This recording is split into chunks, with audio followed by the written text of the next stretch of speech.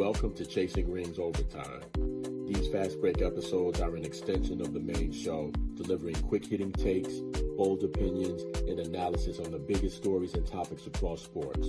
While we remain rooted in football year-round, Overtime expands our lens to cover everything happening across the sports world. We will return for a second season of full-length episodes in July as we ramp up for complete NCAA football and NFL coverage in preparation for the 2026 seasons. Until then, let's go. This is Chasing Rings Overtime.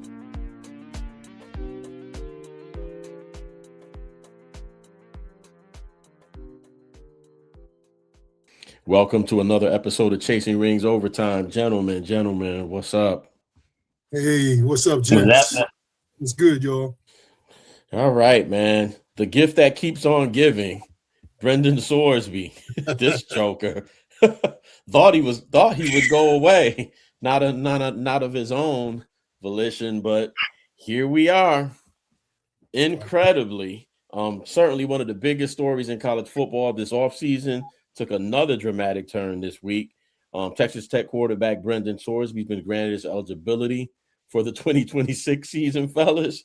Suspended for the first two games. Looks like that's what it's going to be.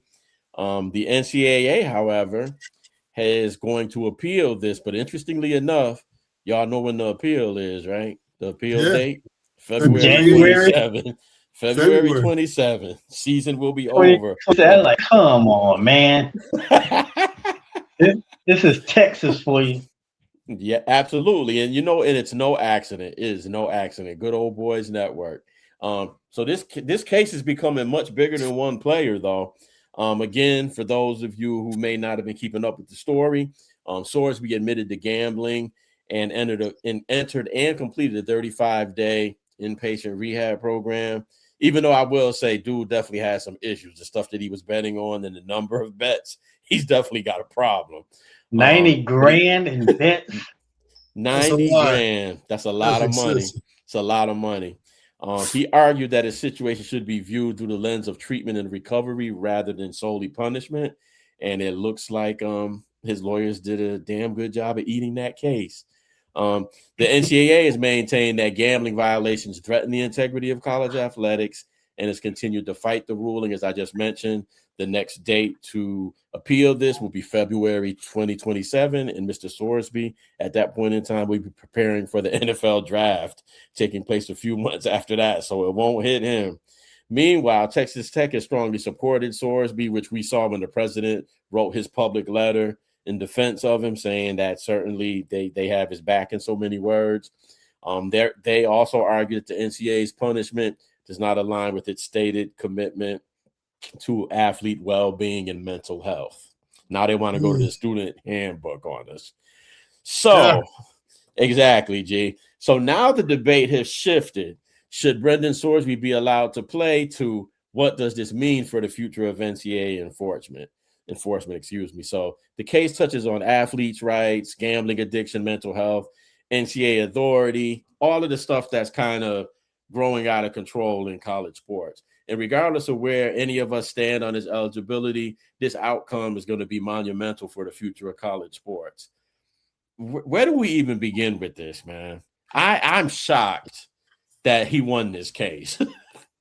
Because if we think about any other sport, you're banned. Once you're banned, that's it. You look at the professional ranks. Yep. I don't know of any of the college athletes that have been wrapped up in any gambling schemes that have been able to come back. This would set a precedent, a dangerous precedent. I mean, this dude even betted on his own team. Yes. He was at Indiana. Yes. And that's kind of like the final no, right? You could bet, but on your own team? Right. 40 bets. The NCAA is in the right this time because they're focusing on the behavior. And really the way the law is set up is you can't focus on, the addiction. That's separate from the actual behavior itself. And so I believe I may go back and read the case because I'm just curious what the prosecution, what was they arguing? Because I mean, it shouldn't even been a discussion about about his addiction. That has nothing to do with whether or not he broke NCAA policy. Matter of fact, it should also be university policy as well. So that's what I was going to say. That's what's missing. Where the issue. Yep, that's the issue. That's what's missing for me. That's missing because the president says he backs him. The athletic director says he backs him. The entire Big 12, all the ADs, they're pissed off. The entire president of the Big 12, they're supposed to meet, I think, tomorrow. And nobody won't say what happened in today's meeting. Everybody's mad, but nobody talked about exactly what was it that he faced on campus. We know about what treatment he got, but what did he go through the conduct process? Did he break the conduct rules and you know, because some things follow you that are off campus conduct things. Right. My concern is what happened in Indiana and who knew what in Indiana. And then he went to Cincinnati, and this is what we said. I think G, you were on that show. Now, how long did all these people know? Because when he was leaving Cincinnati, all of Big 12, this is where I say they're a big bunch of hypocrites because they were all trying to get him. Yep. And all of a sudden you can't get him. You can't have it your way, and then you're going to tell. Because we know that the word had to be out on this guy. People had to know that he had this history. With that heavy of a betting history, that's not kept quiet. No way. No way. No, but everybody had $5 million to bet on him. That's the worst part. I love You're that. going to take $5 million to go bet on him, and then they're going to say it's irreparable harm if he can't join the team again. And then they ended up still bringing in the supplemental draft. I didn't know that was even going to be brought up. That how is he going to? Yeah, that was one of the things the judge talked about. He said, if he's going to go to the supplemental draft, he's got no place to work out. He do all this stuff out there. Oh my God! They let that dictate the pace of this decision. Yeah, that they wanted to surely get this in under the deadline, so that should he have not been victorious in his lawsuit, that he would have still been eligible for the supplemental draft and met their NFL line. I mean, all of this business. He needs to be, or she needs to be referred to the appeals court to be removed from the bench. None of that stuff should be considered. Texas Tech handled this like a business, just like you said, big dude. This was a business decision. They knew that when this thing started off, I truly believe that this kid was going to end up playing again. They knew because to the rest of us, this is a clear-cut case, and you know he didn't commit a violation that would end up as a criminal charge. But I do want to compare it somewhat to that. If you commit a crime and your excuse is, well, I was high or I was drunk or, you know, somehow you were mentally incapacitated, you don't get out of the crime. You don't get out of the commission of the crime. You might get to serve you might be able to do your little 35-day in the treatment program, but guess what? You still committed a violation of a crime. That doesn't get erased from the books. Now, again, I know it's not apples and apples, but we're talking about violation of a very clear policy to be able to participate in college sports that he clearly violated. So his mental framework does not erase the fact that he violated NCAA policy. Now you can come back on campus and we'll give you all the counseling and support that you need and come back and be a Texas Tech student. I'm all for that. You want to get ready for the draft and all that stuff while you complete your degree, young man? Because we know that's what the NCAA is focused on, completing your degree, right? Yeah, whatever. Yeah, according to Nick Saban. Yeah, according to Nick Saban. Oh, well. I don't know. This just reeks to me, man. And I think this could destroy college athletics if they don't fix this. It is not. And how can you? Man. I mean, how are you going to fix it, though, really? Because if he's pretty much clear to play this season, even if it gets the appeal is successful in 2027, I'm sitting here now. I have case that far away. Well, business. Yeah. And think about it. Still state of Texas. I was like, what? Still state of Texas, right? Yeah. Yeah, well, there you go. So there I can see them shaking hands now. Brendan do you think the Big 12, the Big 10, you think they're really gonna pull their Texas Tech games back? They're going to try, but the problem is going to be the contractual obligations. Yeah, the TV and all that stuff. Yep. That's going to be the issue. Sounds great on paper. Maybe they show up and then just leave. Well, they talked about Big 12 specifically, because that'll be their conference games, that it will end up being forfeits. Now, this is kind of one of these moments where I think you have to stand for something. Yeah, and the forfeit might be the way to go. And so so Texas Tech becomes the Big 12 champs off a bunch of forfeits. So be it. And so but the forfeits get you out of the help. Do you meet your contractual obligations by forfeiting? That's a great question. It appears that on the surface, potentially, you show up, right? So CBS is here. We showed up to the game. Kickoff, we walk off. We've done our part. Now you figure out what you're gonna do for the next 3 hours of the broadcast. Could you imagine? Could you imagine tuning in for a game and that happens? Battle for the bands. Well, I think the thing that gets me is now I think the Big 12. When did conferences, and I guess maybe I didn't know as much, and I read a few things. I didn't know conferences could come down on the malefactors, even like the NCAA. That's what they're saying, that they want to take action. I guess they want to, and I think part of the discussion was taking part of the revenue sharing from the program. And that's a big problem. You bring up a really great point. That's a big problem I think that we're going to have in college sports where there's conferences involved. So, we had this whole discussion on SEC secession the other night. So what, the conferences are basically playing by different rules from the NCAA if they're talking about what they can and can't do with Texas Tech. I think it's easier for the Big Ten and the SEC saying, we're just not going to rock with you. But now you got the conference coming in who certainly there are some more legal obligations in terms of what it means to be a member of that conference. And they're sitting here and saying, well, we might do this or we might do this.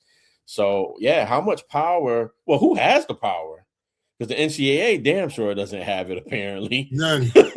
So are the conferences dictating? Are the schools? It looks like Texas Tech controlled this like puppet masters. So, I mean, shit, the Big 12 doesn't seem like they're on board with Texas Tech's antics. So who's the real power broker here? Yeah, I mean, here's the thing. Texas Tech, if I remember correctly, when they first made the announcement, they pretty much were on the same page as the NCAA and they all said, hey, there's no way that he can play. And Texas Tech on one end said that we're going to go with what the NCAA says. The NCAA goes ahead and they levy, their sanction.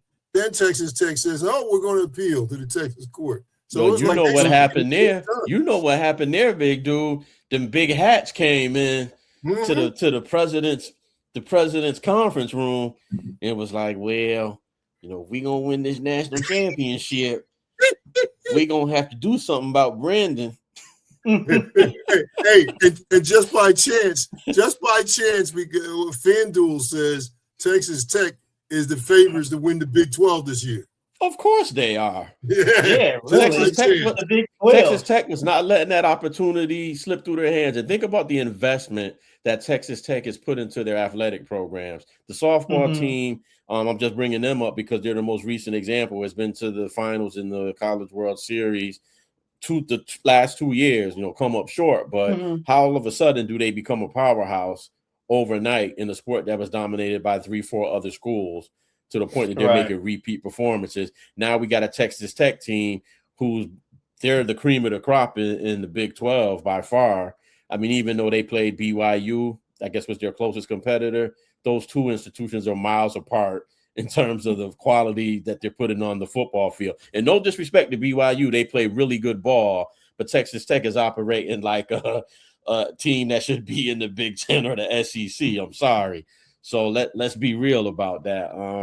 So they've decided that it's all chips in, and like I said, those big hats were not going out like that. They were not going out with the quarterback who was out with an ACL or whatever his injury is, when they know that they're probably a 1 seed in some side of this extended playoff situation coming up for this next season. Here's the reality, man. At the end of it all, Texas Tech probably has the most power.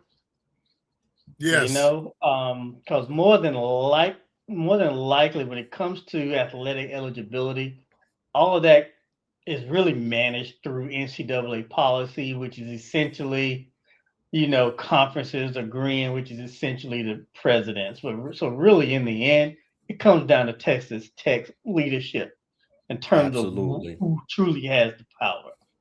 And Texas Tech is not going to send this cat through the conduct process. You can hang that up. Don't even think about it.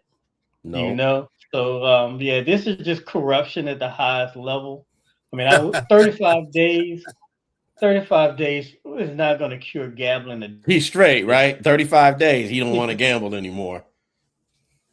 No, that it doesn't work like that. I mean, having been involved with that world and seeing people going through recovery, no, not if it's that serious. I can see if it's like one of us was just playing here and there, and then you might be like, "Ooh, I'm winning," or "Ooh, I think I can win." But we might just be like, "Yeah, okay, I'm done. I've lost my $100. I'm not putting no more in." Time to go. Person with addiction, that's ongoing. You don't cure it. And I have to bring this up again. Big Dude had mentioned this in the first episode where we talked about this. You weren't on that particular episode, G, but we talked about when somebody has a drinking problem, what do they avoid? Mm-hmm.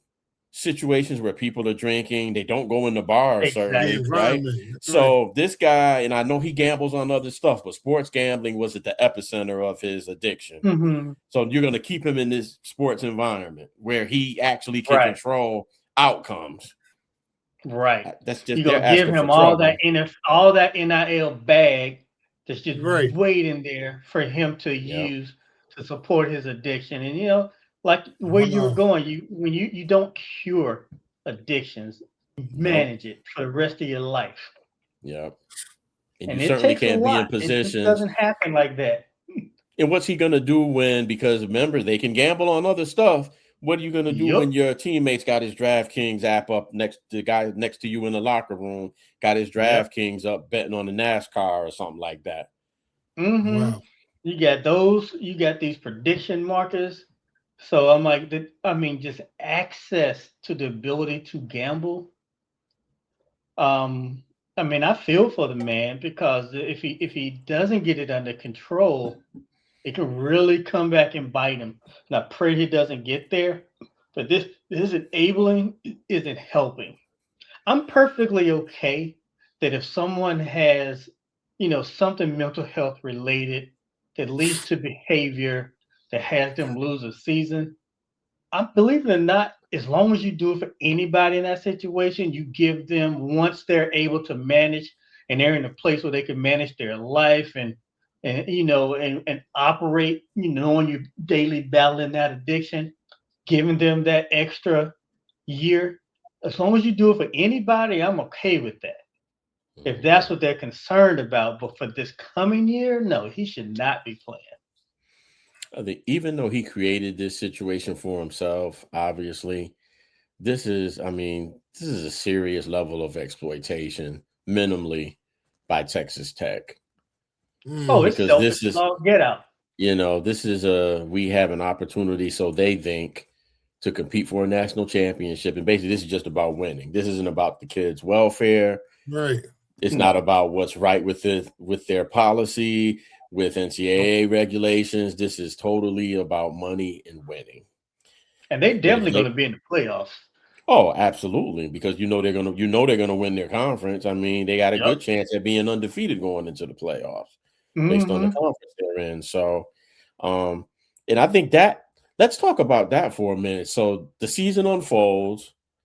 this kid already has this baggage, really he's a grown man at this point, but maturity wise, I don't know where he is with that. The pressure is going to build. And, again, when you have any type of addiction or mental health issue, and then now there's this secondary pressure that evolves. And for him, it'll be maybe we're 11-0 and we're entering this playoffs, and all I'm hearing about is now my draft stock, us winning the national championship. You got all this pressure. Is he going to be able to cope with that? Because there's certainly something going on with him. That's a lot to ask somebody to do. Like you said, G, you completed a 35-day inpatient program, and then you're just going to go right back to throwing the ball around. And, Texas Tech can tell us, oh, yeah, they're meeting with one of our campus counselors twice a week. But come on, no disrespect to all my people doing counseling on college campuses. But, that's very different, from, seeing somebody perhaps in a private sector on a more long-term basis. And how is he being held to meeting those requirements given the schedule of a D1 football player at a high level power conference, where he's going to have time to do that? Yeah, and how is he going to handle the pressure? Because there are going to be some, there are some fans who will, if they find any little thing about you, they're going to constantly throw it up in your face via social media. Yeah. When they see you at the games, they're going to bring it up. I mean, wherever they can get up under your skin. I wonder how he's going to respond to all of that. You can see the signs and hear the chants already. Every visiting stadium, he might get it in his own stadium. For those students who, think the student athletes may get favoritism, he might see it at some home games. Shoot, man, the visiting team, you don't think their fans are not going to, harp on that? Oh, big time. Yeah, but that's not something that any addiction. I can't think of a personal counselor that I know who works on a college campus will want to be responsible for managing someone going through that process. I mean, they just don't have the time to do that. I mean, they will eventually refer them. It's like, okay, you need a dedicated person that's going to walk that journey with you, which is different from everybody. But it's definitely not that short-term stuff that you do on a college campus. Yep. So I think they set the young man up. They did. They have. In the counseling offices on college campus, I mean, you're talking about having to serve the entire campus, which we know that all of those offices are typically understaffed. There's no way that they would be able to meet his needs in terms of at least what we've read and what we've seen, the level of need that he has. So I don't know. This just feels so dirty to me. Just when I thought, I mean, we lived through the death penalty era where, that was crazy. And we've seen a bunch of other stuff since then. And I never thought that college sports would ever feel this dirty again. And I don't think we're headed to any solution for it, given how this situation has been handled. Yeah, so this is just there's sad all the way around. It really is, man. It really is sad. Right, but I still say that these other conferences, my thing is everybody's got a mirror. Let's look at yourself in the mirror. The fact that he was able to come from two institutions, it really troubles me that he transferred twice for somebody to conveniently find this out. This is what makes it worse, G. That you're mentioning something real specific about an addiction and what people know, and it's hard for me to believe. And I don't know if you go back retro to do anything to Indiana. The fact they didn't know, and Cincinnati didn't know what they were getting. We're getting this kid who's not doing anything. He's kind of off the hook with, hey, we'll take him. But then all of a sudden he wants to transfer from Cincinnati, and the Big 12 had a little stakes for him. Everybody kind of wanted him.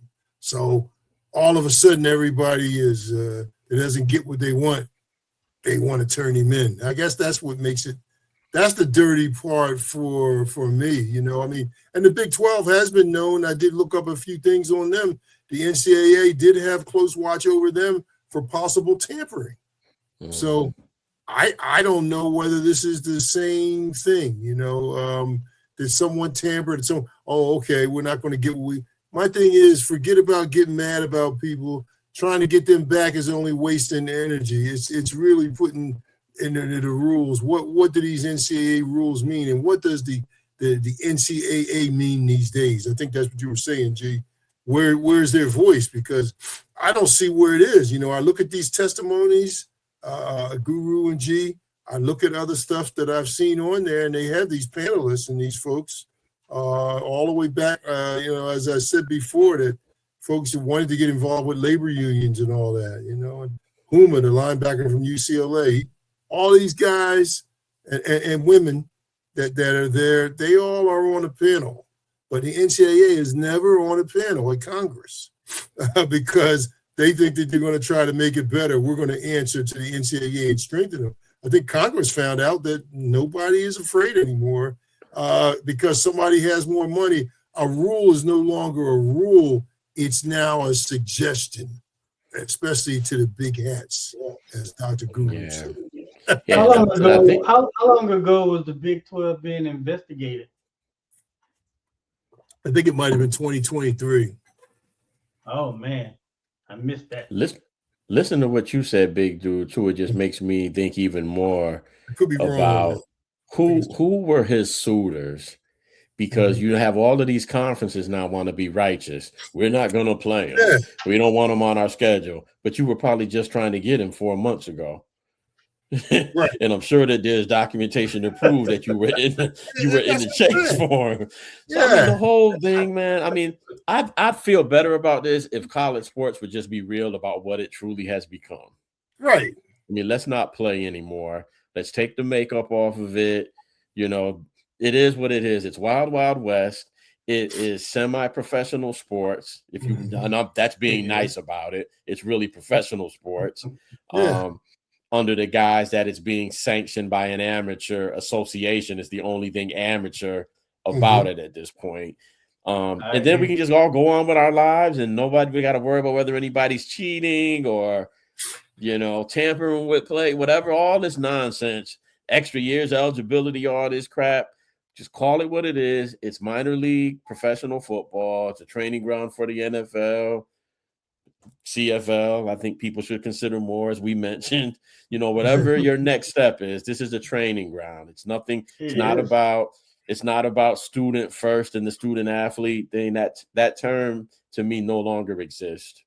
It no longer exists. It didn't exist for me when they first started using it. I was like, what is student athlete? Yeah, it sounded great. Yeah, you think you're gonna throw student in front of it, and then that means that you're still not paying folk up under the table. And they were able to get. Remember, that's when it started, because, you know, the big concerns about these boosters playing under the table.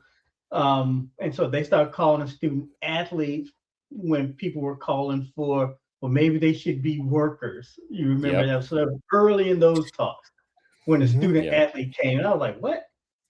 And it was also to distract us, too. I was an athlete. It was also to distract us, too, from what was happening, you know, going pro in something other than sports. Yeah, finding out that these guys aren't graduating, these young men and women aren't graduating, they're not prepared to do anything viable, and they're doing these menial jobs after giving their blood, sweat, and tears to these colleges and universities. Give me a break. The whole thing's been a farce all this time.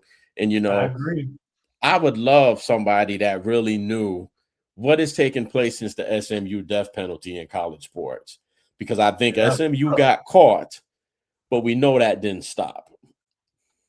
No, man, boosters have been around forever, and they still. Here's the thing: the collective just allowed the boosters to come up for air. Yep, absolutely. You know, when